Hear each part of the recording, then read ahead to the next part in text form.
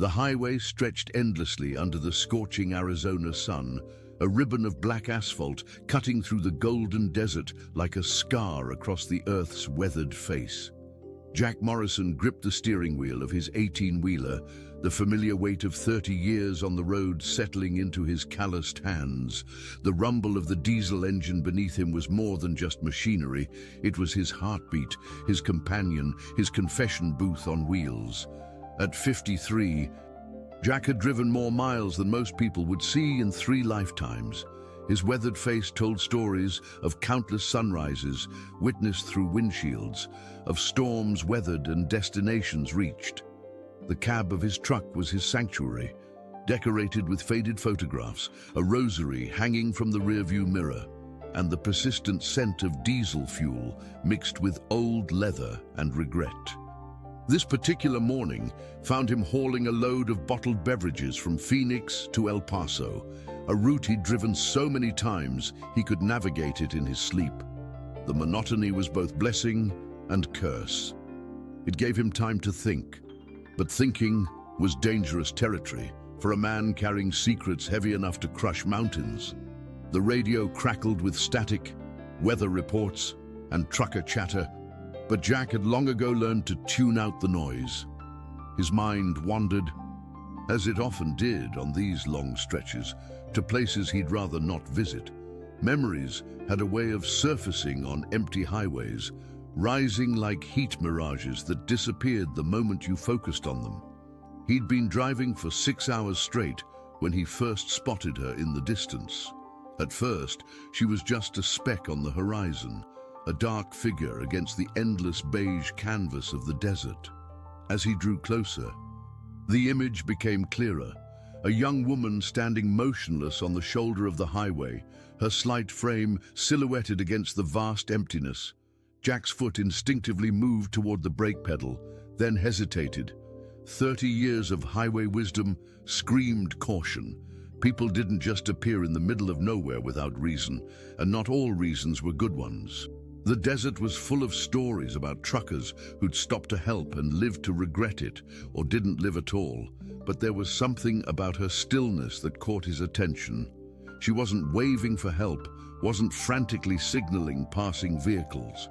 She simply stood there, as if she'd accepted whatever fate the desert had in store for her. Her dark hair hung limp around her shoulders, and her simple dress clung to her thin frame, darkened with perspiration. Jack's truck thundered past her, and for a moment their eyes met through the passenger window. What he saw in that brief instant made his chest tighten with an emotion he couldn't quite name. It wasn't desperation or fear, it was something deeper, more profound. It was the look of someone who had already lost everything and was waiting for the universe to decide what came next. The sight of her lingered in his rearview mirror, growing smaller but somehow more significant with each passing second. Jack's hands tightened on the steering wheel as an internal battle raged within him. Every instinct told him to keep driving, to deliver his load and mind his own business. But something else, something he'd buried deep beneath years of solitude and self-protection, whispered that this moment mattered. 2 miles down the road, Jack pulled over. The air brakes hissed like a sigh of resignation as he brought the massive truck to a stop. He sat there for a long moment, staring at the endless road ahead, questioning his decision. The desert heat shimmered off the asphalt, creating illusions that danced before his eyes. Finally, he executed a careful U-turn and began the journey back to where the young woman waited. As he approached, she hadn't moved from her position. She stood as still as a statue, her gaze fixed on something in the distance that only she could see. Jack parked his truck a safe distance away and climbed down from the cab. The desert heat hit him like a physical blow, the sun beating down mercilessly on his graying hair. He approached slowly, respectfully, the way one might approach a wounded animal. "Miss," he called out, his voice rough from hours of silence. "You okay out here?" She turned to face him, and Jack was struck by how young she looked. Probably no more than 25, with large brown eyes that seemed to hold the weight of the world. In her hands, she clutched something small and white. her knuckles pale against her sun-darkened skin. "I'm fine," she said quietly, though everything about her suggested otherwise. Her voice was steady, but Jack could hear the tremor beneath the surface, like a crack in a dam holding back a flood. Jack studied her face, noting the way she held herself, protective, guarded but not hostile. There was a dignity in her bearing that the desert sun and whatever circumstances had brought her here couldn't diminish. "Name's Jack," he said, removing his baseball cap and running a hand through his thinning hair. "I drive freight, been on this road more times than I can count, and I've never seen anyone just standing here." She nodded but didn't offer her name in return. Instead, she looked down at the object in her hands, and Jack caught a glimpse of what she was holding. It was a pregnancy test, its small plastic window displaying a result that had apparently changed her entire world. The sight of it hit Jack like a punch to the gut. Suddenly, the desert seemed to shift around him, the heat becoming more oppressive, the silence more deafening. Memories he'd spent years suppressing began to surface, unbidden and unwelcome. "How long have you been out here?" he asked, his voice gentler now, understanding beginning to dawn. "Since morning," she replied, still not looking at him. "Maybe longer. Time feels different out here." Jack nodded, knowing exactly what she meant. The desert had a way of distorting everything: time, distance, hope, despair. It was a place where people came to disappear, voluntarily or otherwise. "You got somewhere to go?" he asked.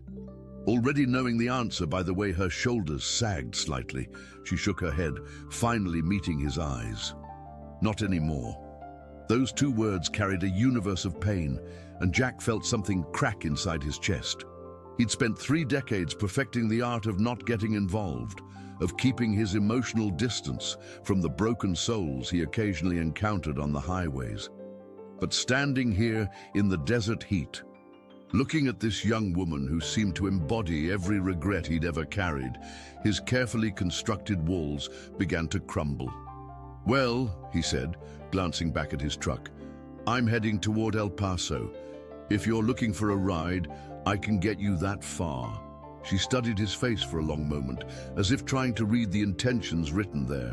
Whatever she saw must have satisfied her, because she nodded slowly. "Thank you," she said simply. And Jack heard in those words the same weary acceptance he'd been carrying for years. As they walked back toward his truck, Jack couldn't shake the feeling that this encounter was more than coincidence. The desert had a way of bringing people together when they needed it most, of creating moments that would reverberate through their lives long after the sand had shifted and the highway had claimed new travelers. He opened the passenger door for her, and she climbed into the cab with the careful movements of someone who'd learned not to trust in comfort. As Jack settled back into the driver's seat, he caught a reflection in the side mirror, small, vulnerable, but unbroken. The engine roared to life, and they pulled back onto the highway. The desert stretched before them, endless and unforgiving, but somehow less lonely now. Jack had no idea where this journey would lead, but for the first time in years, he felt like he was driving towards something instead of away from it. The road ahead shimmered with possibility and danger in equal measure. If this story interests you, don't forget to subscribe to our channel and give it a like. Tell us what city you're watching from. Let's continue. The miles rolled by in contemplative silence, broken only by the steady rhythm of the truck's engine and the occasional crackle of the CB radio. Jack kept his eyes on the road ahead, but his peripheral vision was acutely aware of his passenger. She sat with her knees drawn up, arms wrapped around her legs, the pregnancy test still clutched in her right hand like a talisman. "What's your name?" Jack finally asked, his voice cutting through the mechanical symphony of the highway. "Emily," she replied softly, not turning to look at him. "Emily Santos." "Emily," Jack repeated, testing the name. It felt familiar on his tongue, though he couldn't place why. "That's a pretty name." She didn't respond, but Jack caught the slight tightening around her eyes in the reflection of the passenger window. Names, he realized, might be loaded with memories she wasn't ready to share. The desert landscape began to shift subtly as they traveled east. The flat expanses gave way to rolling hills dotted with scrub brush and the occasional Joshua tree reaching toward the cloudless sky. Jack had driven this route countless times, but today it felt different, charged with an energy he couldn't quite define. "You hungry?" he asked, noticing how thin she looked. "There's a truck stop about 20 miles ahead. Good food, clean restrooms." Emily turned to face him for the first time since they'd started driving. "I don't have any money," she said, her voice barely above a whisper. "Didn't ask if you had money," Jack replied matter-of-factly. "Asked if you were hungry." Something in his tone must have reassured her, because she nodded. I haven't eaten since yesterday, I think." Jack's jaw tightened. Yesterday. He wondered how long she'd been standing on that highway, how she'd ended up there, what sequence of events had led to this moment, but he didn't ask. Some stories revealed themselves when they were ready. The truck stop appeared on the horizon like a mirage made real, a cluster of buildings surrounded by islands of fuel pumps and rows of parked trucks. Jack pulled into a space designated for the big rigs, the air brakes hissing as they came to a stop. "Wait here a minute," he said. Climbing down from the cab, he walked around to the passenger side and opened the door. "Come on, let's get you something to eat." Emily hesitated, then carefully climbed down. Jack noticed she was barefoot, her feet dusty and scratched from the desert ground. Without a word, he walked to the back of his truck and retrieved a pair of flip-flops from his emergency kit. "They're probably too big," he said, handing them to her, "but they'll protect your feet." She looked at the sandals, then at Jack, and for the first time, he saw the hint of a smile cross her lips. "Thank you." The truck stop diner was a testament to American highway culture: vinyl booths, fluorescent lighting, and the perpetual aroma of coffee and fried food.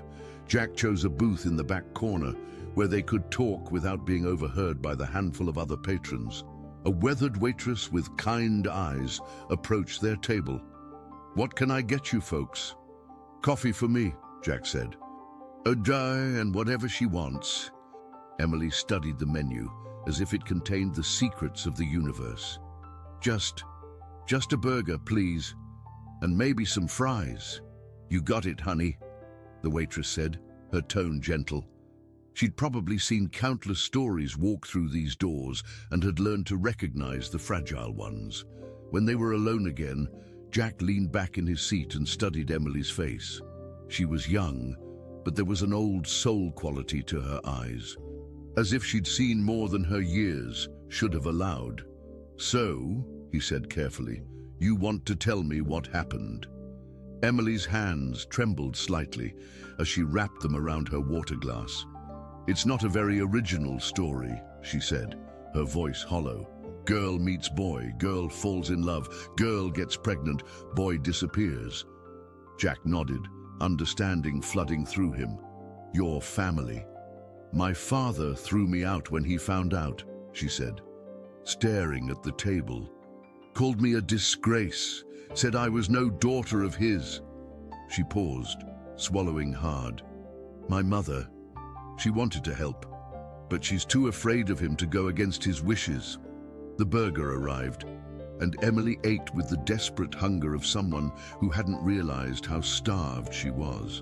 Jack watched her, feeling a familiar ache in his chest, the same ache he'd carried for more years than he cared to count. "What about the father?" he asked, and though he suspected, he already knew the answer. "Miguel," she said, and the name came out like a sigh. "He said he loved me, said we'd build a life together, but when I told him about the baby..." She shrugged, the gesture more heartbreaking than tears would have been. "He said he wasn't ready for that kind of responsibility." Jack's coffee grew cold as he listened. The story was achingly familiar, echoing through his mind like a song he'd tried to forget but couldn't escape. "I lived with my grandmother for a while," Emily continued, She was the only one who didn't judge me, who said the baby was a blessing, not a curse. But she passed away last month, and I had nowhere else to go. I'm sorry, Jack said, and meant it. Losing someone who believes in you, that's the hardest loss of all. Emily looked up at him, surprise flickering in her eyes. You sound like you know. Jack stared out the window at the endless highway, where trucks came and went like mechanical ghosts. Yeah, he said quietly. I know. They sat in comfortable silence for a while, the weight of shared understanding settling between them. Finally, Emily spoke again. My grandmother used to say that everything happens for a reason, she said, and that even the worst things can lead to something better if you're patient enough to wait for it. Smart woman, Jack said, though privately he wondered if he believed it himself. She also said that angels don't always have wings, Emily added, looking directly at him.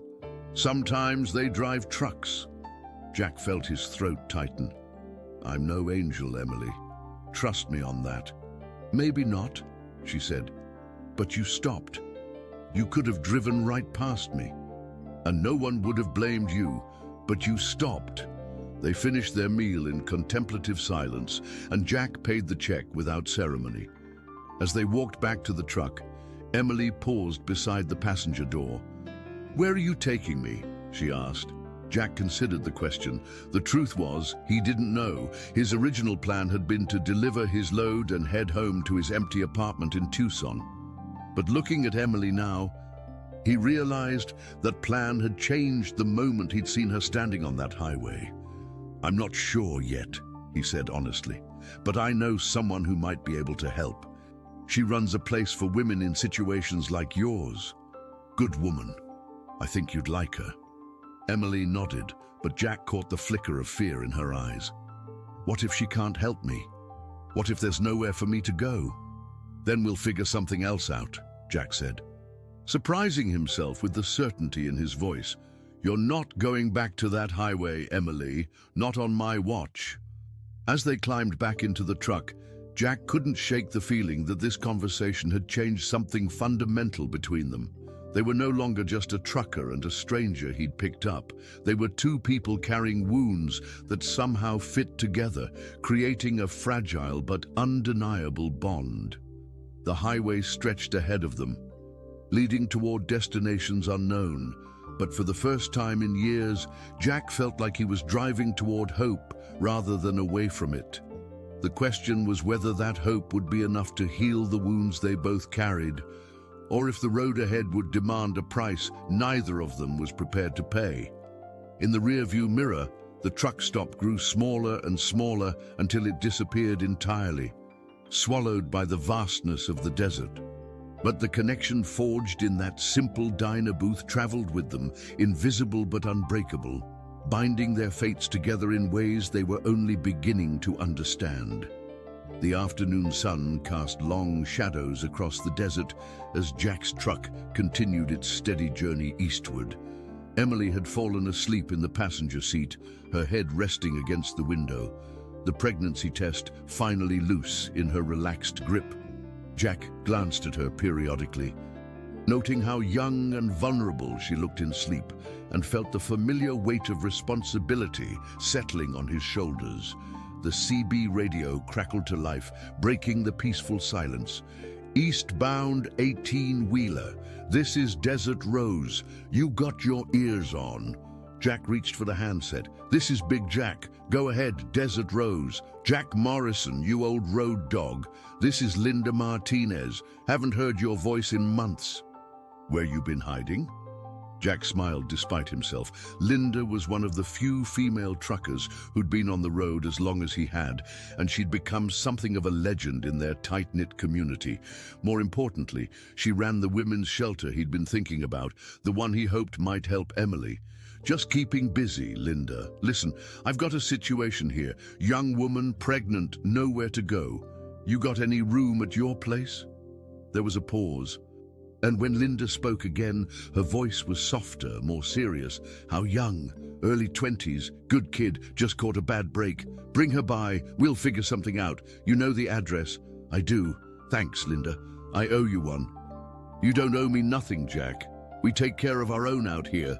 Jack replaced the handset, feeling a mixture of relief and apprehension.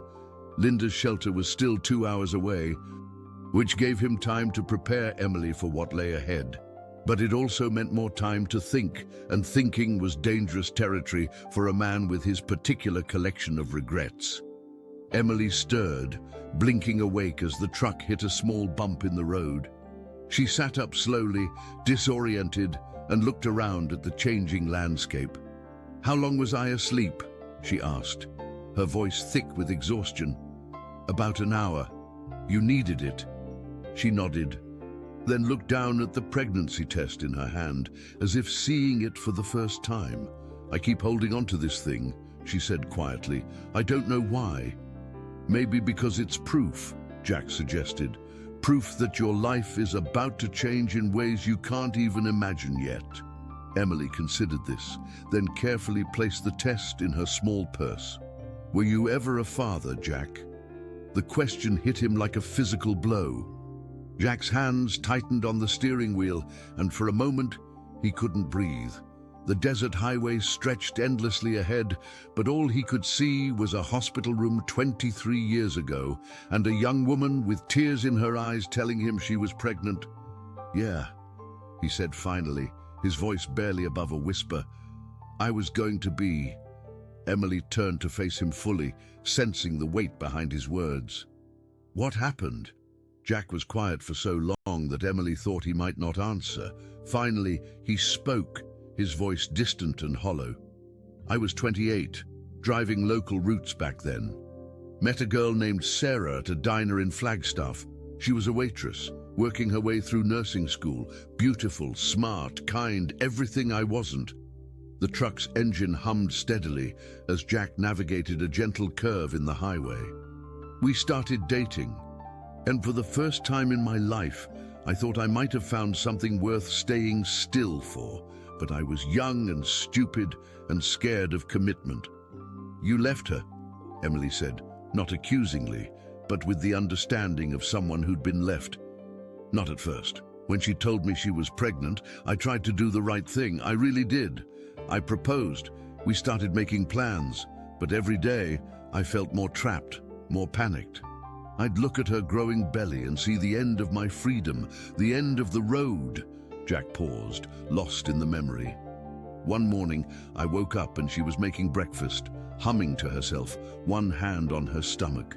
She looked so happy, so content, and I felt like I was suffocating, so I left, packed my things while she was at work, and just disappeared." Emily was quiet for a long moment. "Did you ever try to find her? To find out what happened to the baby?" "I tried to forget," Jack said, shame coloring his voice. "I threw myself into long-haul trucking, told myself I was better off alone, but you can't outrun your conscience, Emily. It catches up with you eventually." The highway stretched before them, and Jack found himself remembering details he'd spent years trying to suppress. Sarah's laugh, the way she'd touch her belly when she thought he wasn't looking. The nursery they'd started to plan together. "I heard through mutual friends that she had a daughter," he continued, "named her Isabella. Sarah finished nursing school as a single mother, raised that little girl on her own. Last I heard, Isabella was in college, studying to be a doctor." "You could still reach out," Emily suggested gently. "It's never too late to try to make things right." Jack shook his head. "Some mistakes can't be fixed, Emily. Some doors, once you close them, they don't open again. Sarah and Isabella are better off without me." "How do you know that?" "Because I'm the kind of man who runs away when things get hard. I'm the kind of man who abandons pregnant women on highways." Emily was quiet for a moment, then said softly, "But you didn't abandon me." Her words hung in the air between them, carrying a weight that neither of them was quite ready to acknowledge. Jack felt something shift in his chest, a loosening of the tight knot of guilt and regret he'd carried for so long. "Maybe that's because I learned something from my mistakes," he said finally, Or maybe it's because I see Sarah in you and I can't make the same mistake twice. The landscape began to change as they approached the outskirts of Roswell. The flat desert gave way to rolling hills and the occasional green patch where underground water sources sustained small oases of life. Jack pointed to a cluster of buildings in the distance. "That's where we're headed," he said. "Linda's place. She's good people, Emily. She'll take care of you." Emily followed his gaze, and Jack saw fear flicker in her eyes. "What if I'm not ready? What if I can't do this?" "Do what?" "Be a mother, raise a child. My grandmother always said I was too much of a dreamer, too impractical." What if she was right? Jack pulled the truck over to the side of the highway and put it in park. He turned to face Emily fully, and she was surprised by the intensity in his eyes. "Listen to me," he said. "I've been on this road for 30 years, and I've met thousands of people. I've gotten pretty good at reading folks, at seeing what's really inside them, and what I see in you isn't someone who's too much of a dreamer. What I see is someone who's strong enough to survive being thrown out of her home, brave enough to trust a stranger, and wise enough to know that her baby deserves better than the man who abandoned them both." Emily's eyes filled with tears, but she didn't look away. "How can you be so sure?" "Because you're still here," Jack said simply. "You're still fighting. That's what mothers do, Emily. They fight for their children, even when they're scared, even when they don't know how they're going to make it work."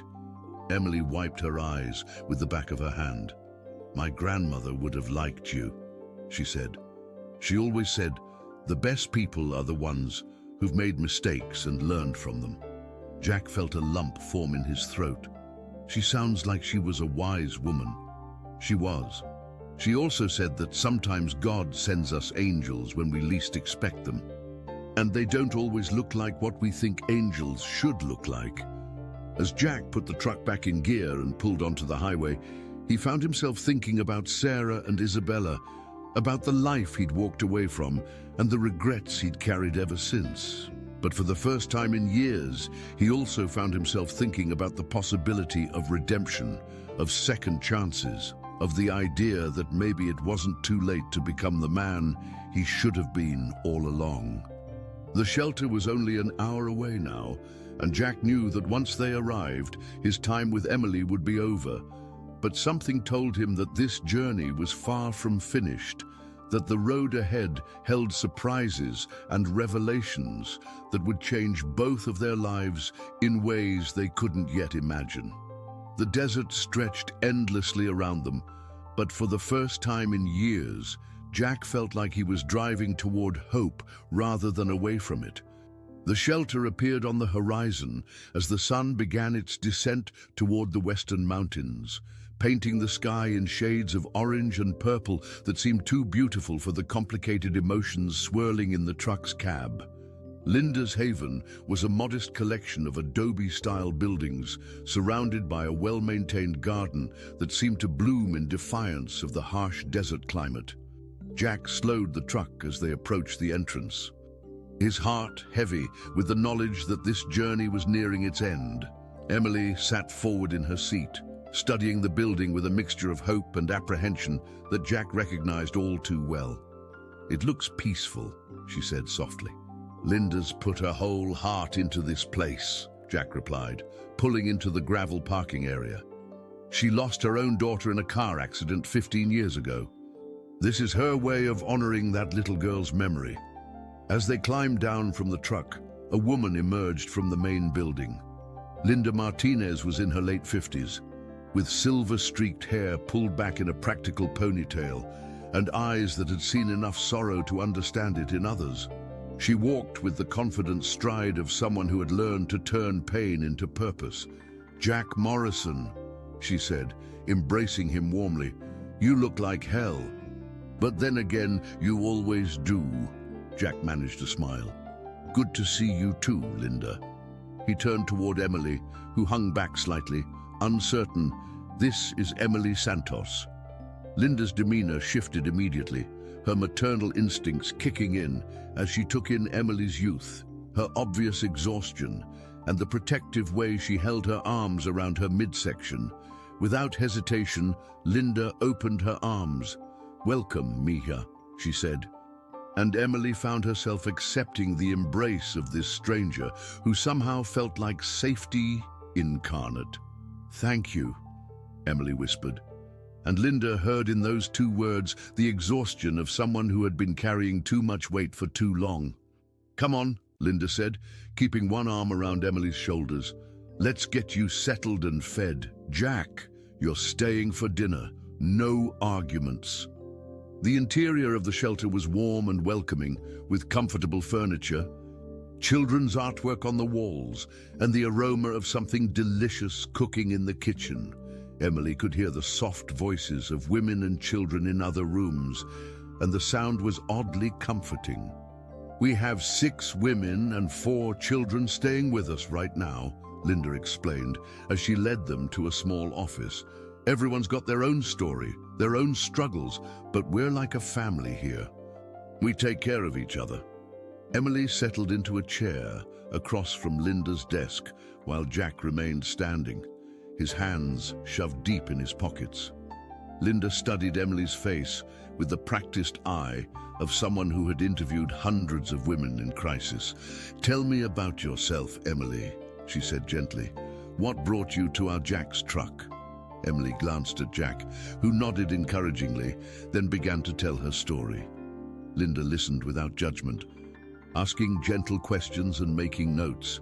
When Emily finished, Linda leaned back in her chair and smiled. "You're going to be just fine, Mija," she said. "We have a program here that helps women get back on their feet. Job training, childcare, counseling if you need it, and we don't put time limits on healing." "I don't have any money," Emily said quietly. "I can't pay you.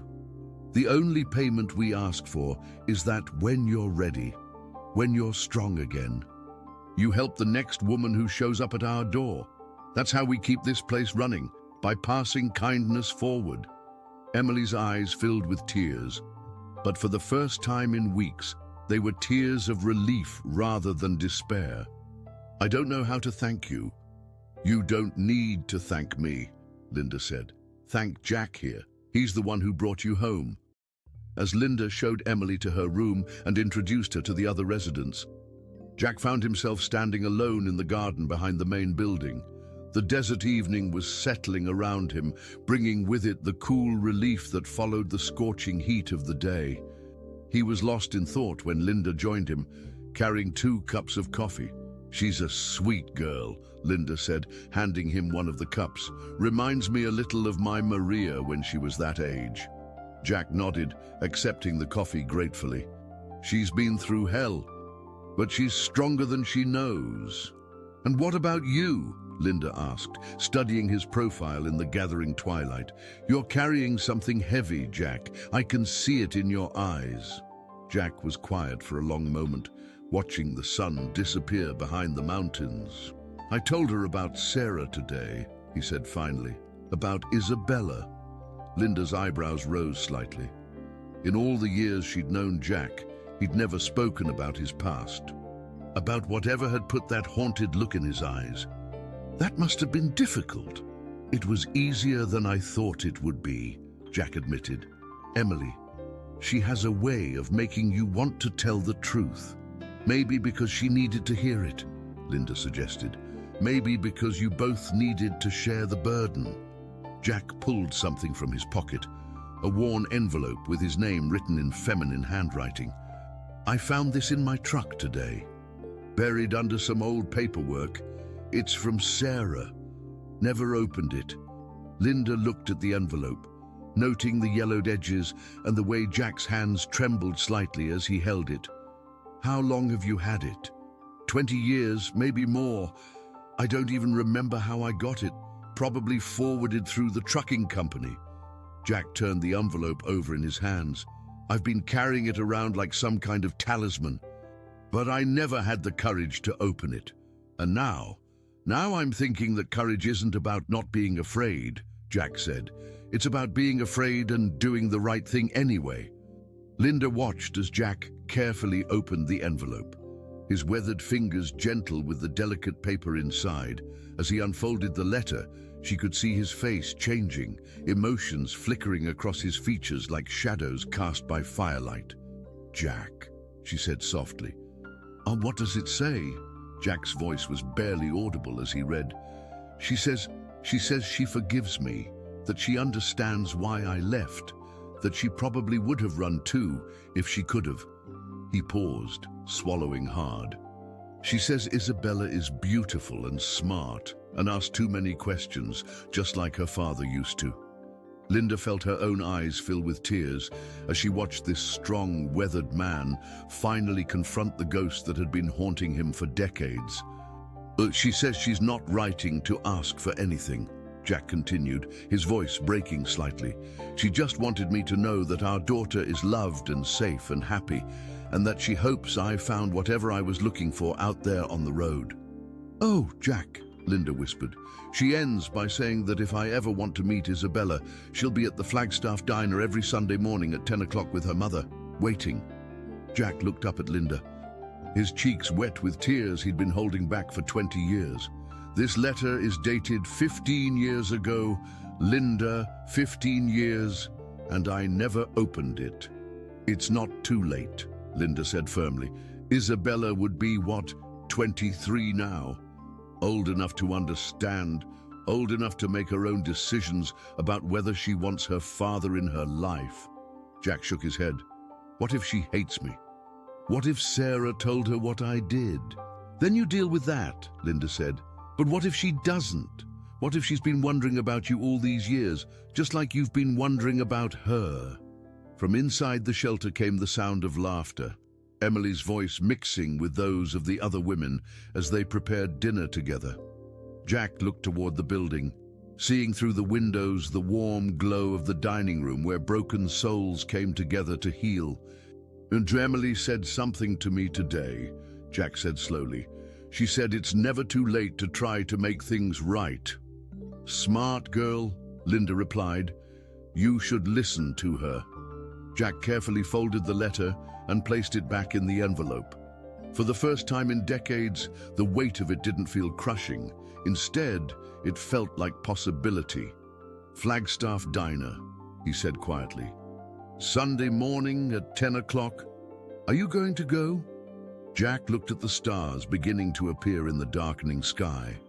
The same stars that had watched over him during 30 years of lonely nights on the road. "I think it's time I stopped running," he said. "Time I tried to become the man I should have been all along." As they walked back toward the shelter, where Emily and the other women were calling them for dinner, Jack felt something fundamental shift inside his chest. The road ahead was still uncertain, still fraught with challenges and difficult conversations. But for the first time in years, he felt like he was walking toward redemption rather than away from it.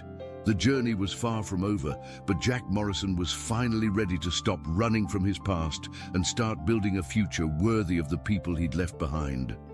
The next morning arrived with the gentle warmth of desert sunrise filtering through the shelter's windows.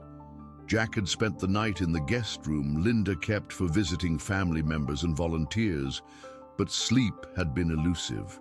Every time he closed his eyes, he saw Sarah's handwriting, heard Isabella's name whispered by the wind, felt the weight of 23 years of missed birthdays, graduations, and bedtime stories. He found Emily in the shelter's garden, sitting on a wooden bench beneath a mesquite tree, watching the sunrise paint the mountains in shades of gold and rose. She looked more rested than he'd seen her since that first moment on the highway. And there was something different in her posture, a straightening of her shoulders that spoke of renewed hope. "Mind if I join you?" Jack asked, settling beside her on the bench. "I was hoping you'd come out here," Emily said, not taking her eyes off the horizon. "I wanted to thank you before you left." "Thank me for what?"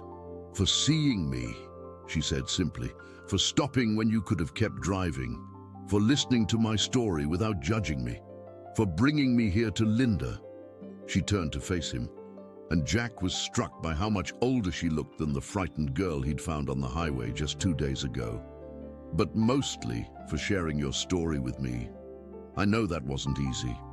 Jack nodded, his throat tight with emotion. You helped me remember something I'd forgotten, Emily. You helped me remember that running away doesn't solve anything. It just postpones the reckoning. Are you going to find her? Your daughter?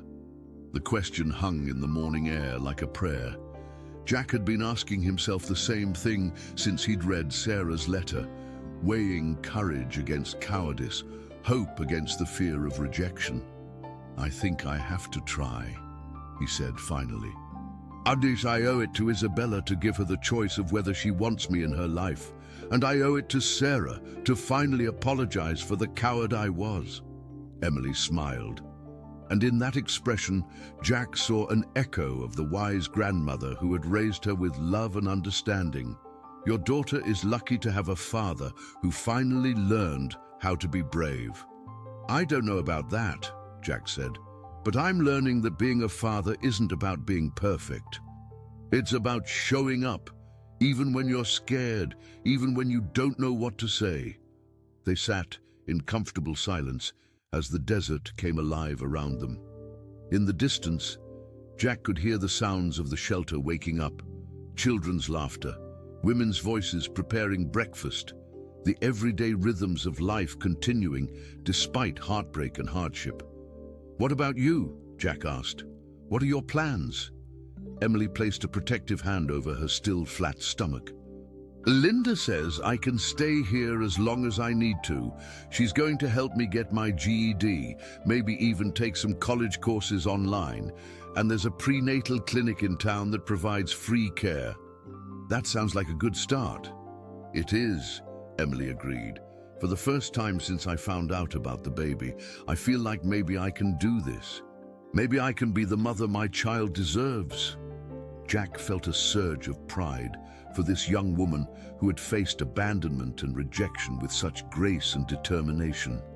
Your baby is lucky too, he said. They're going to have a mother who knows what it means to fight for the people she loves. Linda appeared in the garden entrance, carrying a tray with coffee and breakfast pastries. I thought you two might be hungry, she said, setting the tray on a small table near the bench. You don't have to wait on us, Jack protested, but Linda waved him off. Hospitality isn't a burden, Jack. It's a privilege. She poured coffee for both of them, her movements efficient and caring. Besides, I wanted to talk to you before you hit the road. Jack accepted the coffee gratefully, inhaling the rich aroma that reminded him of countless truck stop mornings over the years. Ah, what's on your mind? I've been thinking about what you told me last night, Linda said, settling into a nearby chair. About the letter, about Isabella. Have you thought about what you're going to say to her? I've thought about little else, Jack admitted, but I keep coming up empty. What do you say to a daughter you abandoned before she was born? How do you explain 23 years of absence? You start with the truth, Emily said quietly. You tell her you were scared and young and stupid, and that not a day has gone by that you haven't regretted your choice. You tell her that you thought about her every mile of every highway you've ever driven. Jack looked at her in surprise. How do you know that? Because I can see it in your eyes, Emily said, the same way I see love when you talk about Sarah. You may have run away from your responsibilities, Jack, but you never stopped loving them. Linda nodded approvingly. Emily's right, and I'll tell you something else.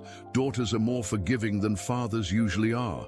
We understand that people make mistakes, that life is complicated. What matters is that you're here now, ready to try. What if she won't see me? Jack asked, voicing his deepest fear. What if I drive all the way to Flagstaff and she takes one look at me and walks away? Then at least you'll know, Linda said firmly. At least you'll have tried. But Jack, what if she doesn't walk away? What if she's been waiting her whole life for you to come find her? The possibility hung in the air like sunlight breaking through clouds. Jack had been so focused on the potential for rejection that he hadn't allowed himself to consider the alternative, that Isabella might want to know him, might be curious about the father who had shaped her life through his absence. "When will you go?" Emily asked. Jack looked at his watch. It was Saturday morning, which meant tomorrow was Sunday. Tomorrow was the day Sarah had mentioned in her letter, the day they would be at the Flagstaff diner at 10 o'clock. If they still went, if the letter hadn't been a one-time invitation that had expired years ago. "Tomorrow," he said, and saying it aloud made it real. "I'll drive up to Flagstaff tonight, get a motel room, and be at the diner tomorrow morning." Emily reached over and squeezed his hand. "I'll be thinking about you, praying for you." "Thank you," Jack said, meaning it more than she could know. "And that means everything coming from you." Linda stood and brushed off her jeans. "Well, if you're going to do this thing, you're going to do it right. Come on, let's get you cleaned up and find you some decent clothes. First impressions matter. And you want to look like a man who's got his life together." Over the next few hours, Linda and Emily conspired to transform Jack from a weathered trucker into something resembling a respectable father figure. They found him a clean button-down shirt that didn't smell like diesel fuel, convinced him to trim his beard, and even managed to talk him into a haircut courtesy of Rosa, one of the shelter residents who had worked as a stylist before her world fell apart. As the day wore on, Jack found himself growing more nervous but also more determined. Emily stayed close, offering quiet encouragement and practical advice. She helped him practice what he might say, listened without judgment as he voiced his fears, and reminded him repeatedly that courage wasn't the absence of fear. It was acting in spite of it. "You know," Emily said, as they stood in the shelter's parking lot beside Jack's truck, "my grandmother used to say that angels appear in our lives exactly when we need them most. I thought she was talking about you when you picked me up on that highway." "Maybe she was," Jack said, checking his reflection one more time in the truck's side mirror. "But now I think maybe I was the angel," Emily continued with a small smile. "Maybe I was supposed to remind you that it's never too late to go home." Jack felt tears prick his eyes as he pulled Emily into a gentle hug. "You're going to be an amazing mother," he whispered. "That baby of yours is going to be so lucky to have you. And Isabella is going to be lucky to finally meet her father," Emily replied. "The real Jack Morrison, not the scared young man who ran away all those years ago." As Jack climbed into his truck and started the engine, he felt something he hadn't experienced in decades, the sensation of driving towards something instead of away from it. The highway stretched ahead, leading to Flagstaff and whatever waited for him there. But for the first time in 23 years, Jack Morrison wasn't running from his past. He was racing toward his future and the possibility of redemption that lay just beyond the horizon. The Flagstaff diner sat on the corner of Route 66 and Pine Street like a time capsule from a simpler era, its neon sign flickering against the cloudy Sunday morning sky. Jack parked his truck across the street, his hands trembling as he turned off the engine. He'd been sitting there for 20 minutes, watching the familiar building where he'd first met Sarah 24 years ago, trying to summon the courage to walk through those glass doors. The irony wasn't lost on him. He'd driven millions of miles without fear, navigated treacherous mountain passes and blizzards that would terrify most people, but the thought of facing his own daughter made his knees weak with terror. Through the diner's large windows, he could see the Sunday morning crowd, families enjoying pancakes, elderly couples sharing newspapers, the comfortable rhythm of small-town life. His eyes scanned every table, looking for faces he might recognize, wondering if Sarah still looked the same, if Isabella had inherited her mother's gentle eyes or his own stubborn jaw. At 9:58, Jack finally forced himself out of the truck. His legs felt unsteady as he crossed the street, his heart pounding so hard he was sure everyone could hear it. The small bell above the door chimed as he entered, and the familiar aromas of coffee and bacon wrapped around him like a memory. The diner hadn't changed much in 2 decades. The same red vinyl booths, the same black and white checkered floor, the same sense of timeless comfort that had drawn him here as a young man looking for direction in his life. Jack chose a booth with a clear view of the entrance and ordered coffee from a waitress who looked young enough to be his daughter. His hands shook as he lifted the cup to his lips, and he found himself checking his reflection in the spoon, wondering if he looked like a man worthy of forgiveness. At exactly 10 o'clock, the bell chimed again, and Jack's world stopped. Sarah walked through the door, and for a moment, time collapsed. She was older. Of course, silver streaked through her dark hair and laugh lines framed her eyes, but she carried herself with the same quiet grace that had captivated him all those years ago. She wore a simple blue dress and carried a well-worn purse, and Jack thought she was the most beautiful woman he'd ever seen. Behind her walked a young woman who took Jack's breath away. Isabella was tall and slender, with Sarah's gentle eyes but Jack's determined chin.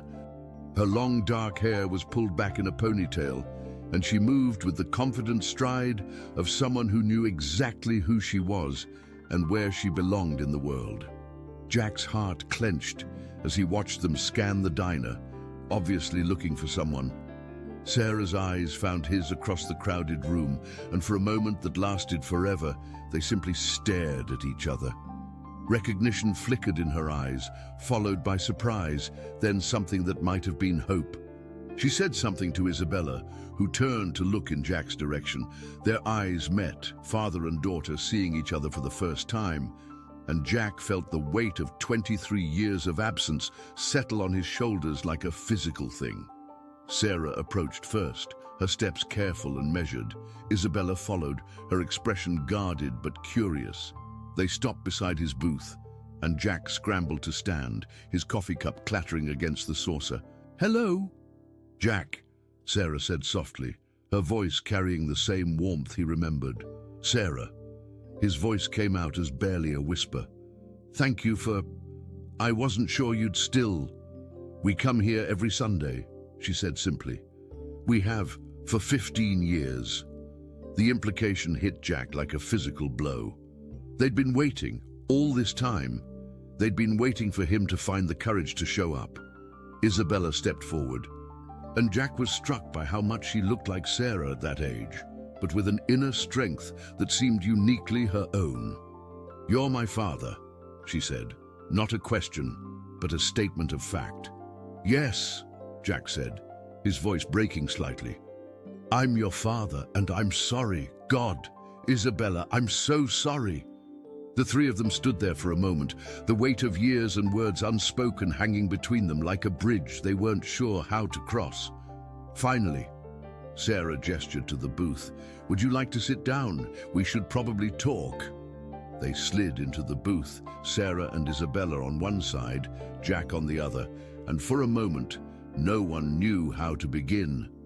The waitress approached, but Sarah waved her off with a gentle smile, understanding that this wasn't a moment for small talk about menus. "I got your letter," Jack said finally, pulling the worn envelope from his pocket. "I should have opened it years ago. I was a coward."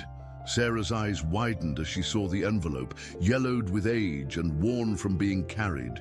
"You kept it all this time."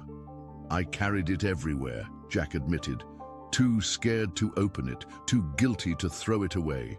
Isabella leaned forward, her dark eyes studying her father's face. "Why did you leave?" she asked quietly. "Mom always said you were young and scared, but I need to hear it from you." Jack met his daughter's gaze, seeing in her expression the same directness he recognized in himself. "Because I was terrified," he said honestly. "I was 28 years old, and the idea of being responsible for another human being, of staying in one place, of being the kind of man you and your mother deserved, it felt impossible. So I ran." "Did you ever think about us?" Isabella asked. "Every day," Jack said without hesitation. "Every mile I drove, every sunset I watched alone. Every Christmas I spent in truck stops. I thought about you. I wondered what you looked like, what your voice sounded like, if you were happy. Sarah reached across the table and covered Jack's hand with hers. We were happy, she said gently. It was hard sometimes, being a single mother, but we were okay. Jack felt tears he'd held back for decades finally break free. I'm so proud of you, he said to Sarah, for finishing nursing school, for raising her alone, for being the parent I should have been. You could have been, Isabella said, but there was no accusation in her voice, only sadness. You still could be, if you wanted to. Jack looked at his daughter, this intelligent, beautiful young woman who was offering him something he'd never dared hope for, and felt the last walls around his heart crumble. I'd like that more than anything, he said, but I don't know how to be a father. I don't know if it's too late to learn, Isabella smiled, and Jack saw in that expression a glimpse of the little girl she'd once been, the child he'd missed watching grow up. It's never too late to start, she said. Besides, I'm a pretty good teacher. I'm studying to be a doctor, just like Mom always wanted. A doctor, Jack repeated, wonder in his voice. Just like your mother dreamed. She used to tell me stories about you, Isabella said. About how you could fix any engine, how you knew every road in America, how you had the biggest heart of anyone she'd ever met, even if you were too scared to trust it. Jack looked at Sarah in amazement. You told her good things about me. I told her the truth, Sarah said simply, that you were a good man who made a scared choice, and that scared choices don't define who we really are. As they talked, the years began to bridge themselves. Isabella told Jack about her childhood, her dreams of becoming a pediatric surgeon, her volunteer work at the local hospital. Sarah shared stories of their life together, the struggles and triumphs, the way Isabella had always been curious about her father, but never bitter about his absence. Jack found himself opening up about his life on the road, the loneliness and regret that had shaped his decades of wandering.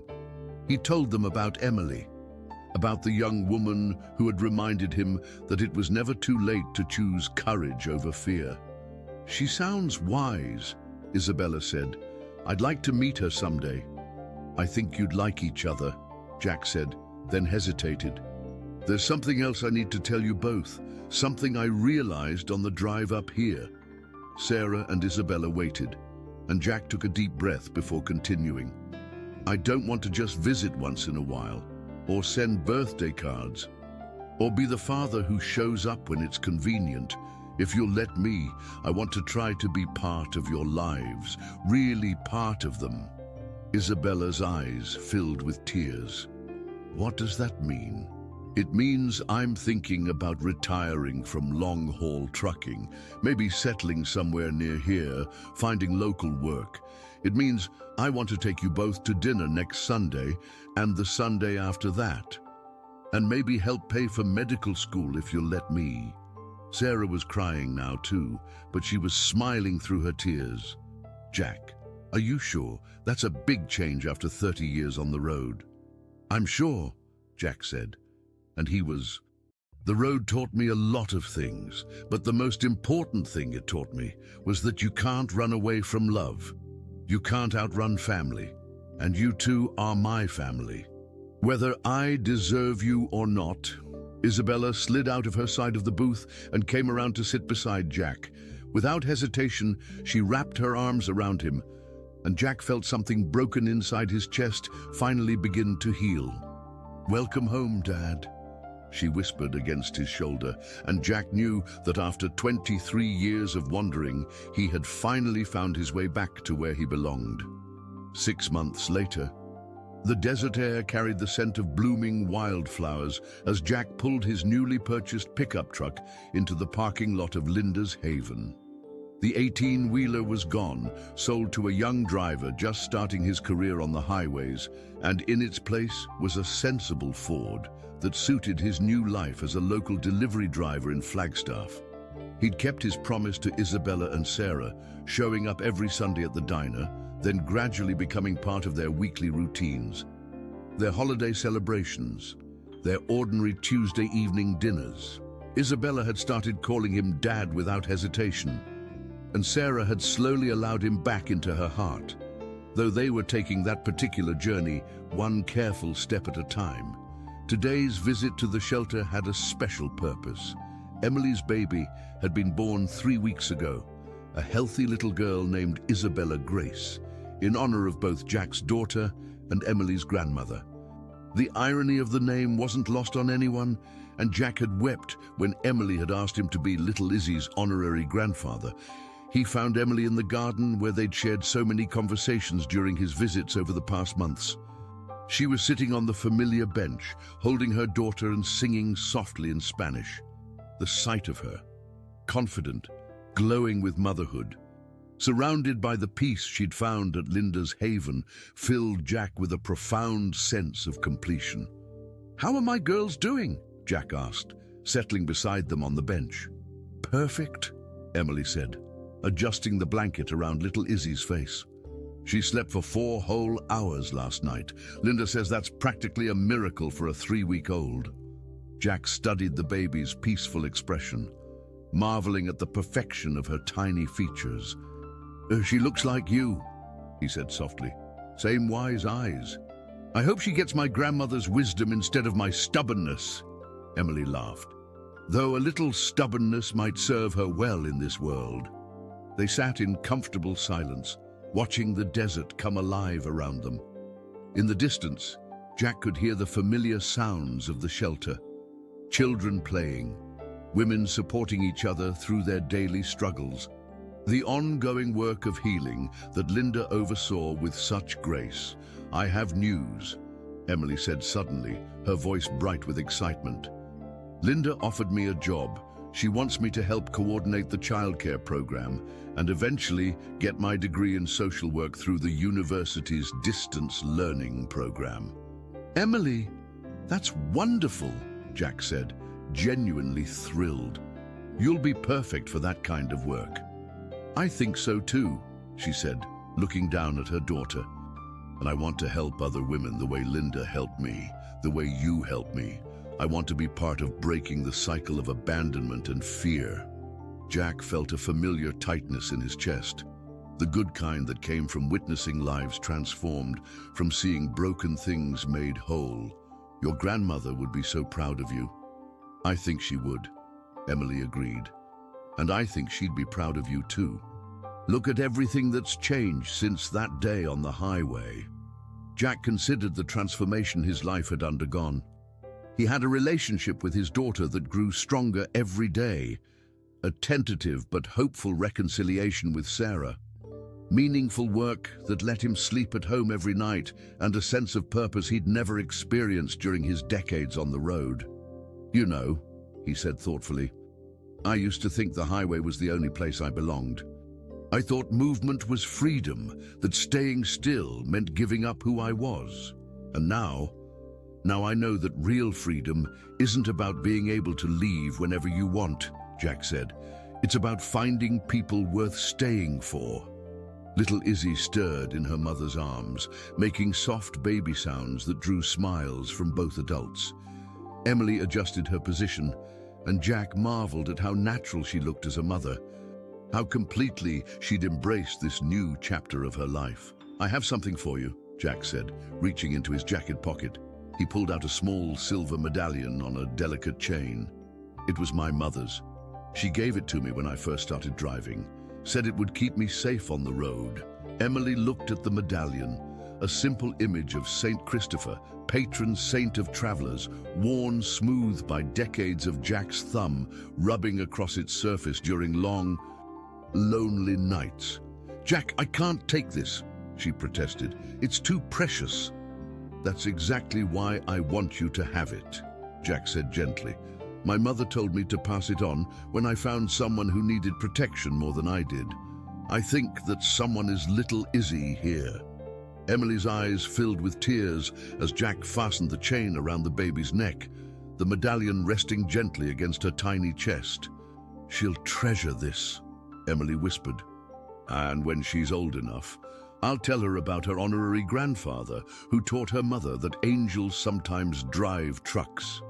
Speaking of angels, Jack said with a smile, Isabella wants to meet you properly. She's planning to volunteer here this summer before she starts her residency. I think you two will have a lot to talk about. I'd like that, Emily said. I want Izzy to grow up knowing strong women who chase their dreams despite the obstacles. Linda appeared at the garden entrance, carrying a tray with lemonade and sandwiches. I thought you two might be getting hungry, she said, setting the tray on the small table. And Jack, I wanted to thank you for the donation. That new playground equipment will make such a difference for the children. Jack waved off her thanks. It's the least I can do. This place gave me back my family, Linda. A playground is small payment for that kind of miracle. As they shared lunch in the dappled shade of the mesquite tree, Jack found himself thinking about the strange journey that had brought them all together. If someone had told him a year ago that picking up a stranded young woman would lead to the complete transformation of his life, he would have laughed at the impossibility of it. But life, he'd learned, had a way of weaving seemingly random encounters into patterns of profound meaning. Emily had been the catalyst that forced him to confront his past. Isabella and Sarah had been the gift that made his future possible. And Linda's haven had become the symbol of redemption and second chances. You know, Emily said as she nursed little Izzy, my grandmother used to say that every ending is really just a new beginning wearing a disguise. Wise woman, Jack said, watching the afternoon shadows lengthen across the desert floor. She also said that the most important stories are the ones that teach us something about love, Emily continued, meeting Jack's eyes with a meaningful look. Stories about people who find each other when they need it most, who help each other heal, who prove that it's never too late to choose courage over fear. Jack understood the deeper meaning behind her words. Their story, the trucker and the young mother, the abandoned daughter and the penitent father, the shelter and the second chances, was the kind of story that deserved to be shared, that might help other people find their own courage to stop running and start healing. Maybe someone should tell that story, Jack said quietly. Maybe someone who understands that the most powerful journeys aren't always about reaching a destination. Sometimes they're about learning how to come home. Emily smiled, shifting little Izzy to her shoulder and patting her back gently. Maybe they should. Maybe there are other people out there who need to hear that angels appear on highways when we need them most, that broken families can be healed, that love is stronger than fear. As the sun began to set over the desert, painting the sky in brilliant shades of orange and purple, Jack felt a deep sense of completion wash over him. The road that had once been his escape had ultimately led him back to the people who mattered most. The journey that had begun with a young woman standing alone on a highway had become a story of redemption, forgiveness, and the unbreakable bonds that connect human hearts across time and distance. Little Izzy fell asleep in her mother's arms, her tiny hand curled around the St. Christopher medallion that would protect her travels through life. Emily hummed the same Spanish lullaby her grandmother had sung to her, and Jack closed his eyes, finally understanding what it meant to be truly home. The highway still called to travelers in need, still offered its lessons about courage and connection to those willing to listen. But for Jack Morrison, the endless road had finally led exactly where it was supposed to, back to love, back to family, back to the understanding that the greatest journey of all is the one that brings us home to ourselves. End of history. Dear friends, we hope Jack and Emily's story has touched your hearts as deeply as it has touched ours. Like the travelers who find each other on life's highways, we invite you to join our community of storytellers and dreamers. If this tale of second chances and unexpected angels resonated with you, please subscribe to our channel and share your thoughts in the comments below. Tell us about your own moments of finding hope in unexpected places, about the angels who have appeared in your life when you needed them most. Every like, every subscription, Every comment helps us continue bringing you stories that celebrate the beautiful complexity of human connection. We have many more journeys to share, stories of love found and lost, of families reunited, of ordinary people discovering extraordinary courage. Don't miss our upcoming tale of Maria, the lighthouse keeper who saves more than just ships from the storm, or the story of David, the teacher who learns that sometimes the most important lessons happen outside the classroom. Thank you for traveling with us on this emotional journey. Until our next story unfolds, remember that every highway leads home if you're brave enough to follow it to the end.